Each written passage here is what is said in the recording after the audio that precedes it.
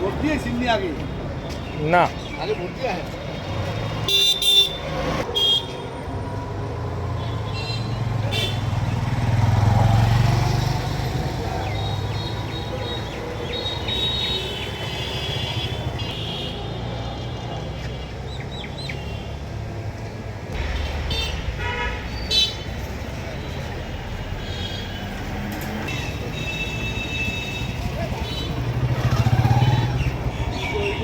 महिला कालो दरबार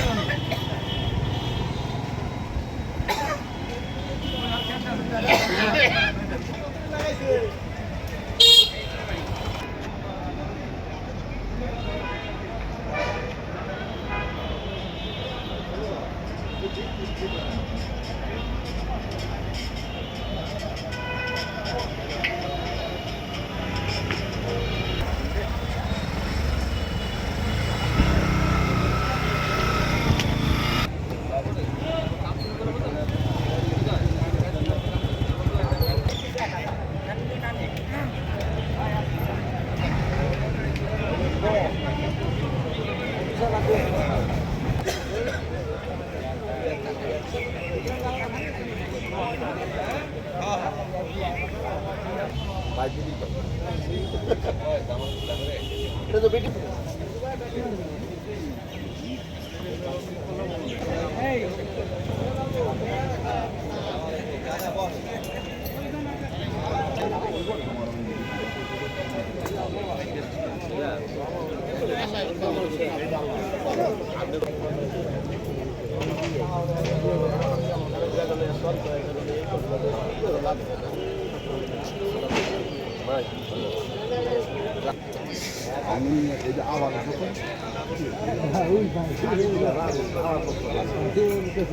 মুর্শেদ আলম বাবুল।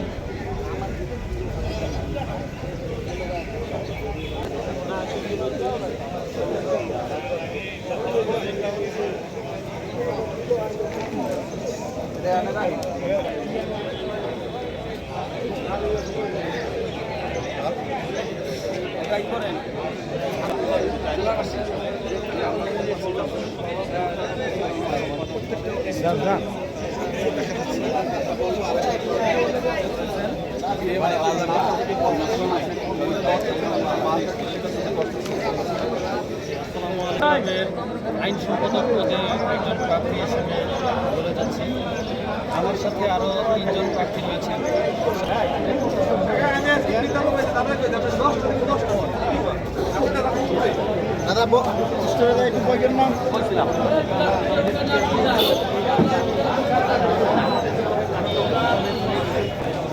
সমস্যা নাই ইনশাআল্লাহ।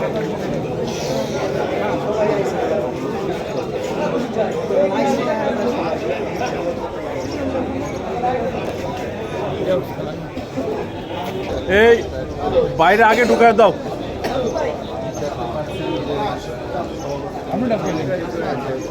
রহমান মাদবর এবং আমাদের একজন ভোটার আসছেন, উনি কিন্তু অসুস্থ মানুষ, ভোট দেবেন। আমরা একটু কথা বলবো সভাপতি প্রার্থী।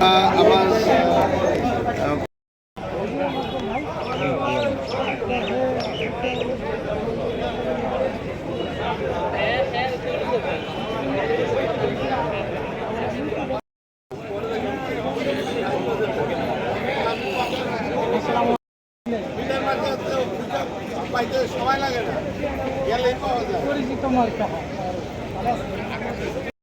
আল্লাহ বিজয় আসবে নাকি?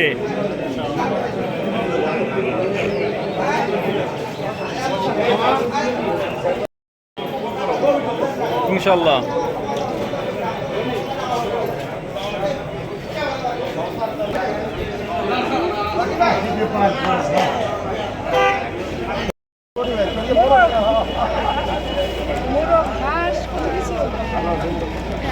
ম্যাডাম আজকে আজকে আপনি তো এই যে ভোট পরিদর্শনে আসলেন, তো আপনার অনুভূতিটা কি, কেমন হচ্ছে ভোট? আপনারা দেখতেই পাচ্ছেন খুব সুন্দর একটা আনন্দঘন পরিবেশ এবং উৎসবমুখর পরিবেশ, সবাই ভোট দিচ্ছে। ইনশাল্লাহ আমরা দেখা যাক ফলাফল কি হয় এবং ফলাফল যেন সবাই মেনে নেয় এই আশা আমি রাখছি। আর এই যে আশা করি তো সুন্দর একটা নির্বাচিত পরিষদ হবে, তো এই প্রেস ক্লাবকে আপনারা প্রশাসনের পক্ষ থেকে কী ধরনের সহযোগিতা করবেন? সহযোগিতা বলতে গেলে তো আমি 6 মাস আমি আসার পর থেকেই বলছি যে প্রেস ক্লাবের কোনো অফিস নেই, তো ওদেরকে একটা আমার স্থায়ী জায়গা দেওয়ার চিন্তা আমাদের আছে, আমরা করেও রেখেছি। নির্বাচন শেষ হওয়ার সাথে সাথে আমরা এই উদ্যোগটা নিব, প্লাস পরবর্তী পর্যায়ে সবাইকে নিয়ে বসে আমরা ঠিক করব আমরা কীভাবে কী করব, ঠিক আছে? কারণ যেহেতু নির্বাচিত কেউ নাই, আমরা তো সিদ্ধান্ত নিতে পারি না। ধন্যবাদ, আগে ইলেকশনটা হোক, পরে কথা জি, বলবো। শরীয়তপুর প্রেস ক্লাবের পক্ষ থেকে আপনাকে ধন্যবাদ। জি জি জি, সবাইকে শুভকামনা। মার্কা হচ্ছে জিপ গাড়ি এবং ভোটারদের উদ্দেশ্যে আমার বক্তব্য একটা, 1982 সালের পর এই প্রথম একটা গণতান্ত্রিকভাবে সকলের অংশগ্রহণে স্বতঃস্ফূর্তভাবে একটি নির্বাচন অনুষ্ঠিত হতে যাচ্ছে। এই নির্বাচনে সাংবাদিকরা যেহেতু সমাজের দর্পণ, তারা সবাই তাদের বিবেক বিবেচনা বোধ খাটিয়ে তারা তাদের আগামী দিনের নেতৃত্ব তারা গড়ে তুলবে, তারা নির্বাচিত করবে। সাংবাদিকদের প্রতি এই আমার প্রত্যাশা। ধন্যবাদ। আপনারা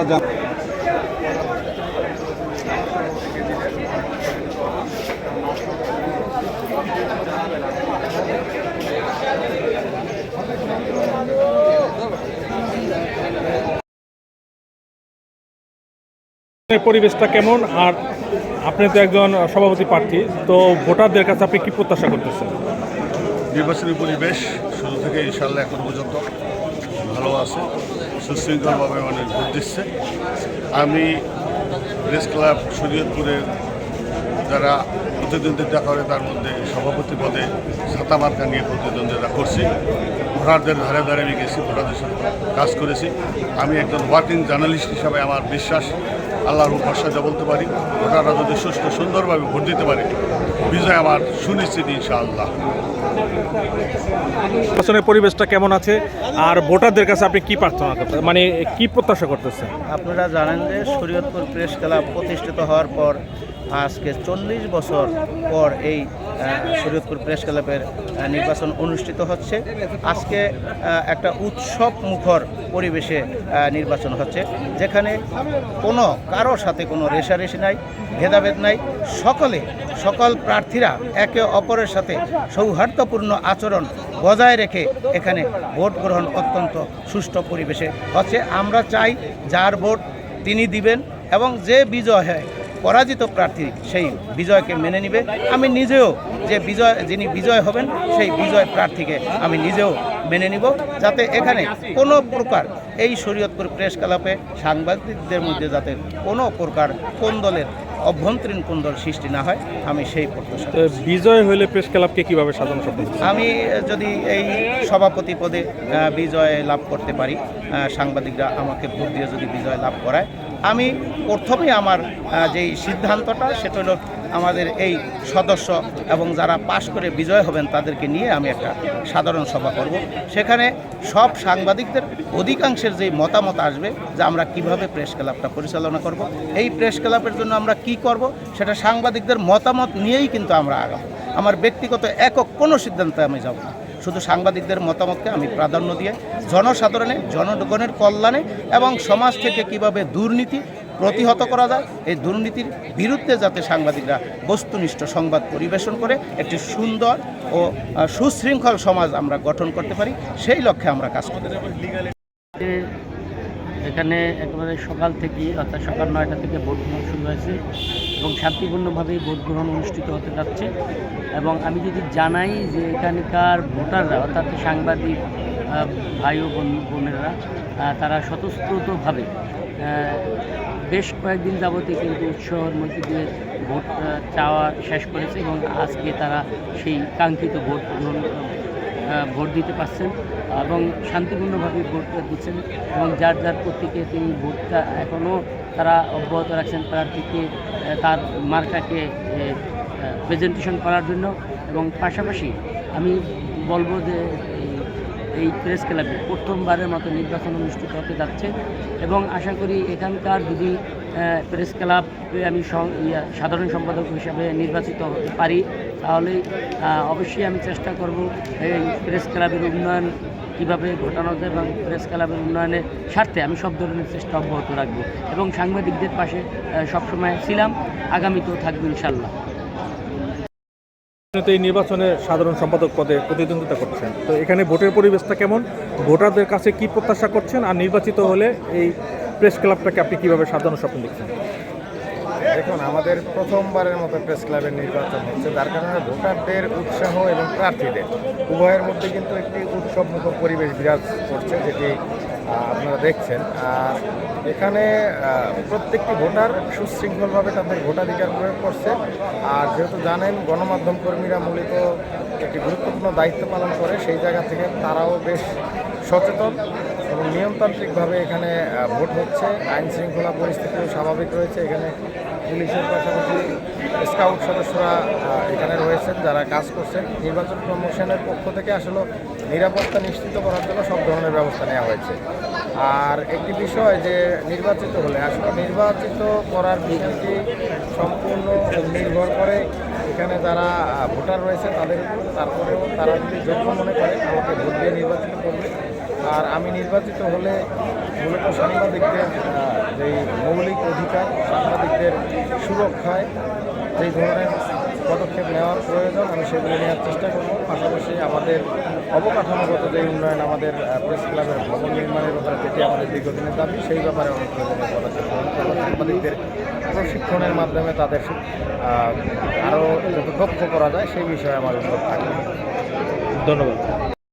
পরিবেশে আজকে আমাদের এই জেলার সকল 99 জন সাংবাদিকরা ভোটার তালিকা প্রণয়ন হয়েছেন এবং তারা তাদের মূল্যবান ভোট, সম্মানিত ভোটার মূল্যবান ভোট তারা প্রদান করবে।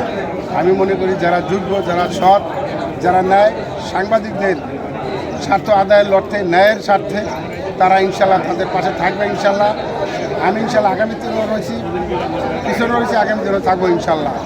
আর আমাদের প্রেস ক্লাব যাতে উন্নত মানের আমরা করতে পারি সেই প্রত্যাশা নিয়ে আমি আশা করি সকল সাংবাদিকরা যেন একসাথে বসতে পারে সেই আশা ব্যক্ত রেখে আমার বক্তব্য শেষ করছি। আসসালামু আলাইকুম।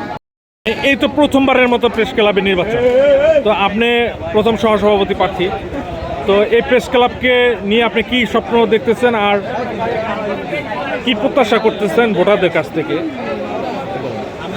আপনাকে অনেক অনেক ধন্যবাদ প্রশ্ন করার জন্যে।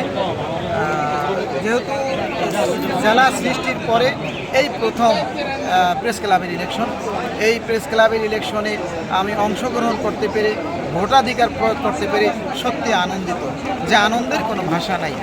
অপরদিকে এই প্রেস ক্লাব একটি বিশ্বমান প্রেস ক্লাব হবে ইনশাআল্লাহ, যেখানে কিছুই নাই, কোনো ভবন নাই, বসার কোনো জায়গা নাই।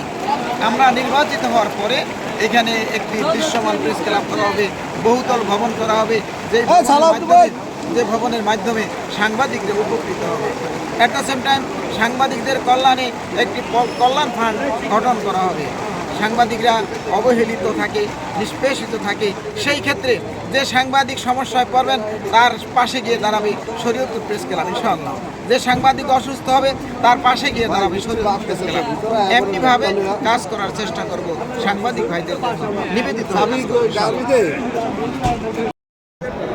এই নির্বাচনের পরিবেশটা কেমন, আর আপনি প্রার্থী হিসেবে ভোটারদের কাছে কি প্রত্যাশা করছেন? আপনি নির্বাচিত হলে ভোটারদের জন্য আপনি কি করবেন, মানে এই প্রেস ক্লাবের জন্য কি স্বপ্ন আপনার আছে?